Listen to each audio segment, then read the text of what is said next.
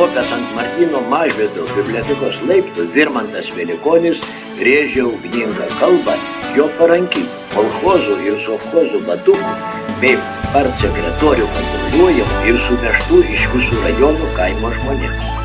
Kalbos tikslas buvo labiau sukiršinti sudirgusius žmonės, nes jis nepaliaujamai kartojo ir kartojo. Aukščiausiosios tarybos atkuriamojo Seimo pirmininkas Landsbergis iš viso nenori nei matyti, nei bendrauti su prie Seimo suvežtais žmonėmis. Nestokojantis eilinių oratorinių gebėjimų Velikonis nuo pirmųjų atkurtos nepriklausomybės dienų buvo žinomas daugeliui žmonių kaip didelis Lietuvos patriotas. Mėtymuose, pasitarimuose ir kitose tuo metu gausiai vykusiuose renginiuose rėždavo knygas patriotinės kalbas ir buvo užkariavęs padorių bei patiklių žmonių pasitikėjimą. Juk to visuotinio dvasinio pakilimo metais daugelis buvome aklai patikros. Tikėjome tuo, kas sakoma, nekreipėme dėmesio, kas yra iš tikrųjų. Tuo labiau tikėjome Velikoniu, kuris savo biografijai su pasididžiavimu skelbė esąs nukentėjęs pasaulio valdžios. Nes anot jo Dievas buvo teisiamas dėl antikristinių skirtumų. Tačiau nevalia pamiršti, kad sovietų valdžios priešai vartai kompartijos suvojų taip lengvai neatsiveria, o būti paskirtų kolchozo pirmininku buvo galima tik praėjus KGB filtrą.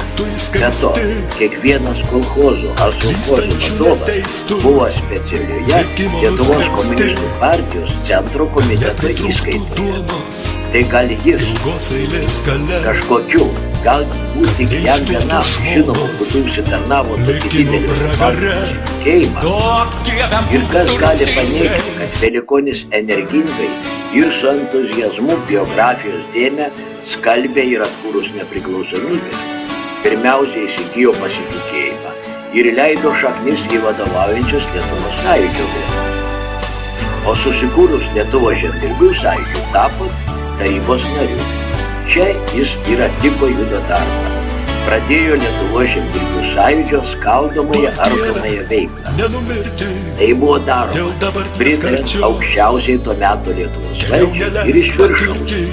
Tuometė Lietuvos Respublikos premjerė, Rusijos kunigaikštienė Kazimiera Prunskienė 1990 spalio 1 dieną pasirašo potvarkį numeris 237 dėl žemdirbių suvažiavimo sušaukimo, kuriuo įsakoma delegatus aprūpinti maistu ir nakvynę, skirti suvažiavimą sporto rūmus.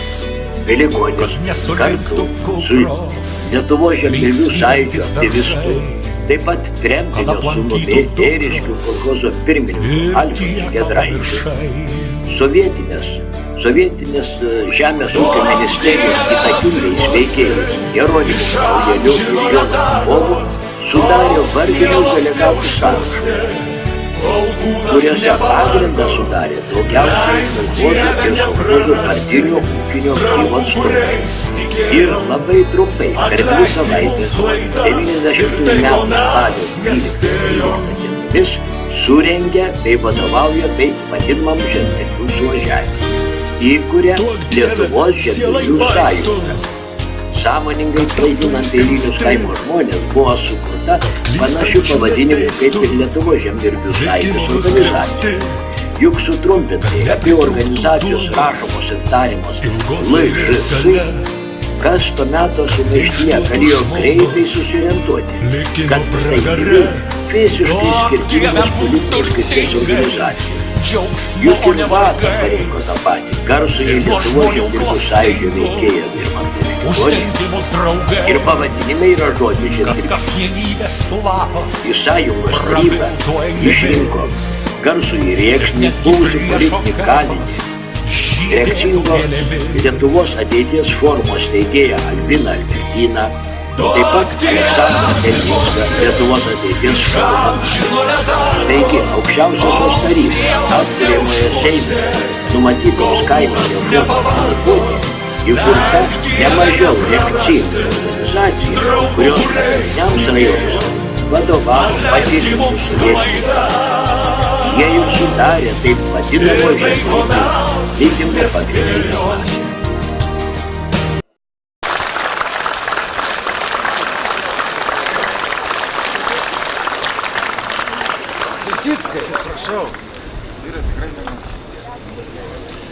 Šią naktį kolūkietė pensininkė Genovaitė Valiūnienė iškepė duonos kepalą, kurią šiai pažadėjau įteikti šitoj mūsų sueigoj pažadėjusiam dalyvauti aukščiausios tarybos pirmininkui Vytautui Landsbergiui. Gyvenimas, jeigu pusantros paros tu jautiesi laimingas, vadinasi, kažkas tau nepasakė tiesos. Šiandieną, dovanokit, bet mano širdis dreba. Aš niekad gyvenime negirdėjau tiek daug įskaudinimų išdaviko, fašisto, KGBisto, Kremliaus agento. Man atrodo, jūsų. 600 autobusų atvažiavo iš visų Lietuvos kampelių. Ir turbūt žmonės važiuodami šiandieną poezijos aukštį atskrido į Lietuvą. Todėl ir čia į Kalnų slėnį atskrido su brazdžionio eilėmis, su eilėmis, kad čia Lietuva, čia lietus lyja, su klasiku Justino Marcinkevičiaus vakarinio dangaus šviesoje, koks gražus tavo vardas gimtinė. Jūs dar kartą pamatėt, koks gražus šitas gimtinės veidas, kiek darbų mūsų rankomis, protu ir širdimi padaryta, kad Lietuvos kaimas ne tik maitintų žemdirbį, bet ir žemdirbys būtų laimingas, būtų turtingas. Ir šiandieną mes atėjome ne valdžios versti. Aš neįsivaizduoju beprotybės ribų, tų, kurie galėjo skelbti visom informacijos priemonėm, kad šitie žmonės audžia nusiminti neverta. Žemdirbių sąjunga matyti yra ta jėga, nes Karneigys sakė, kad nei gyvo šuns nieks nespardo. Šiandien mes apspardyti ir apspjaudyti. Vadinasi, mes gyvi, vadinasi, mes kažkam tai blogom jėgom trukdom, o gerom, o Lietuvai mes su ją. Mylimieji, štai susirinkome senai laukti visų, su geru ūpu pasikalbėkim, pasiplėpėkim, geru ūpu vėl atgal grįžkime į laukus. Kas čia susirinko? Visų pirmiausiai gritelnikai, abenamiai atėjot, atsiliepkit. Atėjot benamiai? Žadėjot ateit, ko neatėjot? Atėjot, ne? Ir dar atėjo viena klasė.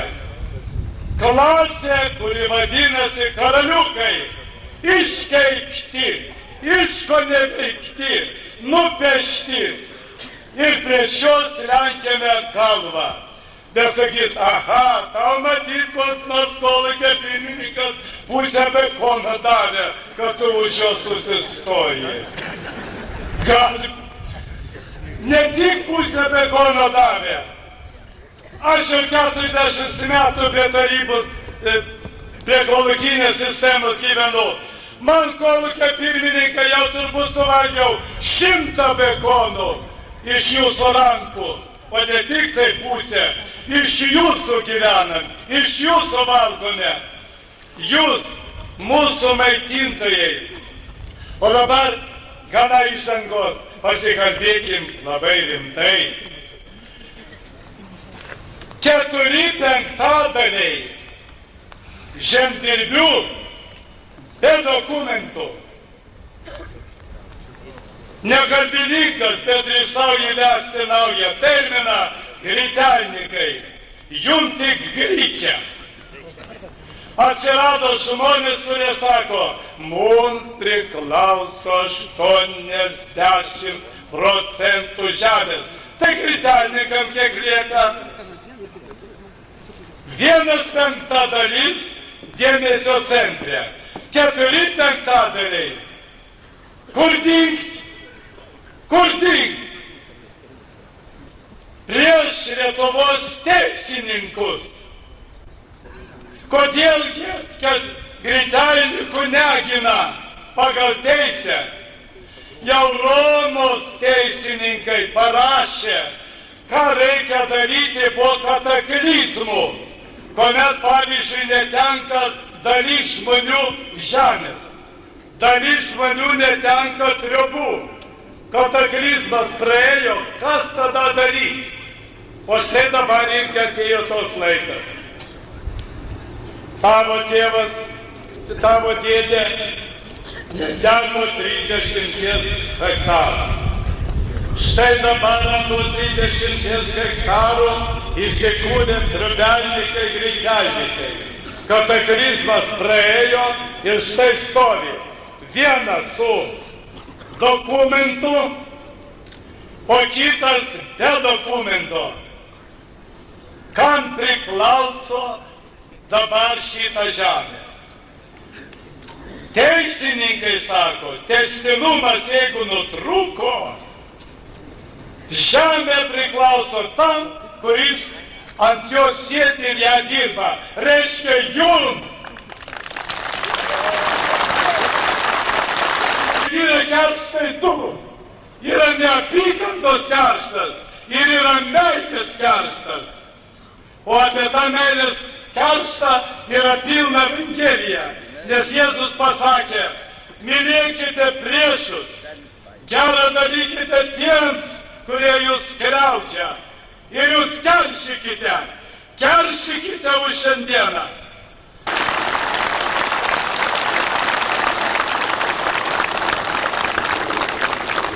Dėkojam nuoširdžiausiai tėvui Stanislavui. Jis augina dorą Lietuvos žmogų, o agronomas iš Joniškio, mūsų tarybos narys Juozas Žebrauskas, augina duoną. Kviečiami prie mikrofono. Gerbiami nepriklausomos Lietuvos priešai.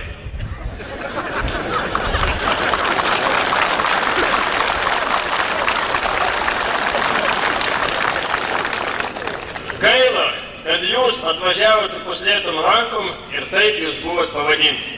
Mes atvažiavom pasakyti, kas mums ant širdies guli ir kai ko paprašyti aukščiausios tarybos. Mes pirmiausiai norim, kad mūsų karta, kuri 40 metų dirbo visuomeniniam ūkį, nebūtų išbožinta taip, kaip buvo išbožintas mano amžinatis tėvukas. O tam yra realus pavojus. Jau dabar mūsų kolūkinio kaimo gyventojams dalina investicinius čekius, kurių vertė 5000, kad mes galėtume nusipirkti mūsų pačių pagamintą, mūsų rankomis sukurtą kolūkinį turtą. Esu žemdirbių rinktas kaimo deputatas, todėl jau jūs man atleiskite, kad dabar aš ten nesu aukščiausioje taryboje ir galbūt nebus kvorumo, nes keletas deputatų čia atvyko. O galėjo visi kaimo deputatai ateiti pas savo rinkėjus ir pasikalbėti. Tačiau ne visi matyti nori to.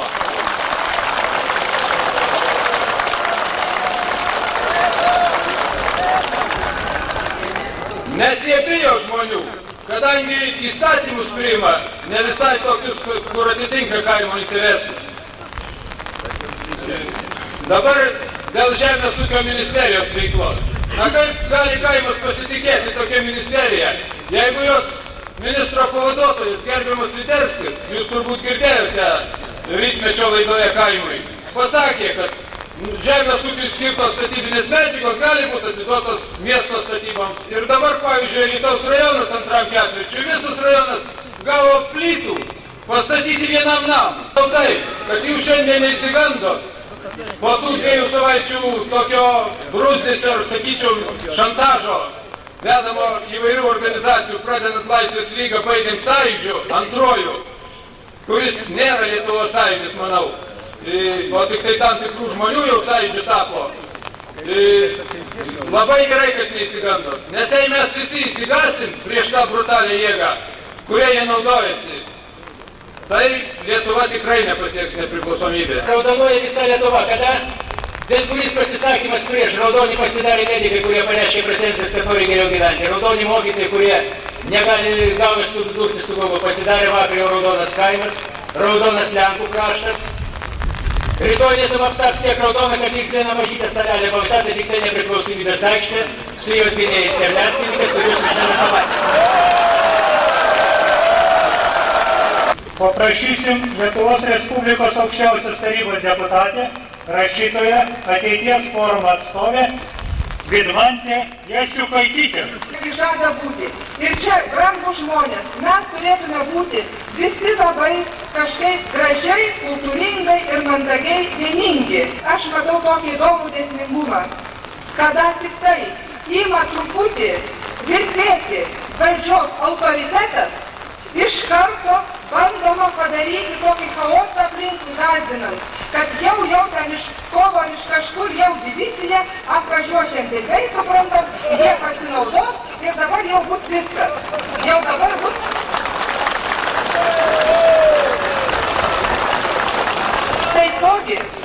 Taipogi neseniai visai teko Kauno Laike skaityti tokį Demokratų partijos pareiškimą. Ten, žodžiu, kreipėsi visus žmonės Lietuvos, į visas žmonių kategorijas ir sako, nesusidėkite su Jedinsko, su KPSS, su LDDP, su Lietuvos ateities forumu ir su būsimais benamiais. Ką tai sako? Už viso šito reiškia, kad tos organizacijos yra raudonos. Tas žmonių dažymas šiuo metu tiesiog yra peraugęs į kažkokią patologiją, į kažkokią fobiją ir nepriklausomybės aikštėje. Šitas žmonių dažymas tikrai, kaip gerbiamas tėvas Stanislavas sakė, tikrai jis yra aktyviai daromas. Tiesiog yra išėjo. Mes Amerikoje nieko negavom. Važiuoja mūsų lyderiai į Ameriką ir parveža linkėjimų. Brangieji, prašom prie mikrofono Lietuvos aukščiausios tarybos deputatą, LDDP partijos pirmininką, gerbiamą Algirdą Brazauską.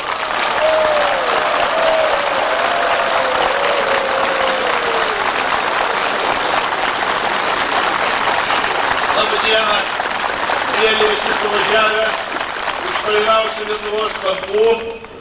Pirmiausiai leiskit man kaip Vilniečiui ir jau senam Vilniečiui atsiprašyti jūs. Už daug atsiprašyti. Pirmiausia už tai, kad jūs važiavę po keletą valandų, įveikę po keletą šimtų kilometrų, teko dar po to visą Vilnių pereiti vietoj vietų. Lietuvoje mažai yra žmonių, kurie nežinotų ir nesuprastų, kas tai yra Lietuvos kaimas, kas tai yra Lietuvos žmonės, koks jų gyvenimas, kokios jų problemos ir vargai ir džiaugsmai. Ir jeigu tokių žmonių yra, o pasirodo, kad yra, tai tie žmonės labai yra vargšai. Pirmiausiai, moralinė reikalo pusė. Štai šitoks žmonių nuvertinimas, žmonių nesupratimas. Tokia drąsuolių komanda, kuri pasiryžus per keletą mėnesių likviduoti susikloščiusią dabar kaimo visą struktūrą, visą kaimo gyvenimą, kolūkius. Ir klausimas iškyla, tai ką nurašytas milijardus, kurie dabar įdėti mūsų kaimą? Likviduoti kolūkius, o ką vietoj to padaryti? Mane teko išgirsti vieną atsakymą iš tą klausimą. Gerai, mes ne prieš ūkininkus. Ne prieš ūkininkus. Lietuva buvo ūkininkų kraštas. Bet reikia laiko, reikia galvos, reikia apmąstymo, reikia teisingų žingsnių ir politikoje, ir ekonomikoje, ir visur kur. Ir santykiuose tarp žmonių. Nuosavybė. Žemės priklausomybė. Štai šiandieną kalba oratoriai prie šito mikrofono. O ką darys su šitais 100 tūkstančių žmonių, kurie neturi žemės tose gražiose gyvenvietėse, kurie pasistatė namus, vaikai gyvena, giminės, įsikūrė, o žemės nei 1 hektarą. Ką darys su šitais žmonėm? Kas išspręs kolūkio ekonomikos klausimus? Mokesčiai, gamybos, pabrangimas visų gamybos kaštų. Kas padės sutvarkyti šitos finansinius reikalus?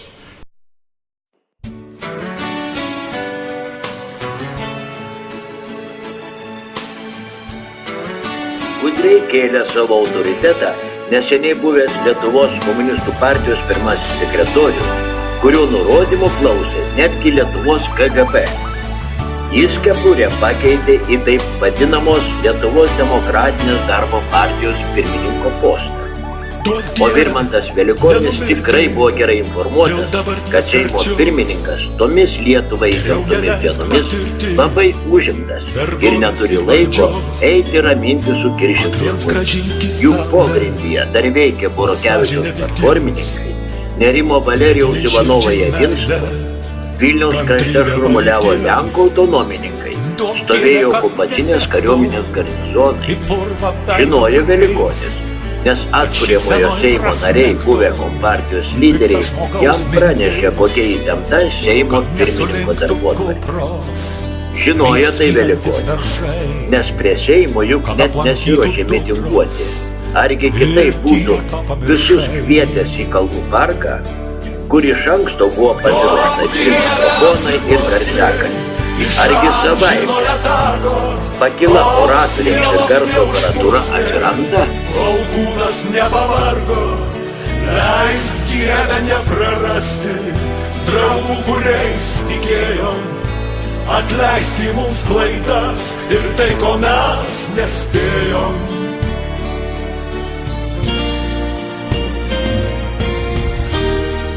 Duok Dieve sielai vaistų, kad taptų įskaisti, kad klystančių neteistų, likimo nuskriausti, kad nepritrūktų duonos ilgos eilės gale.